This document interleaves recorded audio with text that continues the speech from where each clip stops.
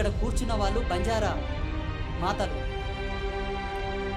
ప్రపంచవ్యాప్తంగా బంజారాలు ఎక్కడున్నా కూడా గర్వంగా గుండె మీద చేసుకొని చెప్పొచ్చు. ఎందుకో తెలుసా? వాళ్ళు రాజపూతుల వంశం వాళ్ళని. ఒకప్పుడు ఈ భూమండలాన్ని పరిపాలించారు వాళ్ళు. వాళ్ళకు మంచితనం అనేది అలంకారం, మోసం చేయడం రాదు. మంచితనము చేత ముష్కరులు వచ్చి వాళ్ళ రాజ్యాలను ఆక్రమించి రాజ్యాల నుంచి బహిష్కరించడం వలన కొండలనక, గుట్టలనక, ఎండనక, వాననక, రాయనక, రప్పనక కన్న కష్టాలు పడి ఈరోజు వాళ్ళని షెడ్యూల్డ్ క్యాస్ట్ కింద అంటగట్టింది భారత రాజ్యాంగం. ఈ దేశానికి అసలైన వారసులు వాళ్ళే. విదేశీయులతోటి పోరాటం చేసినటువంటి రాజపూతులు వాళ్ళు.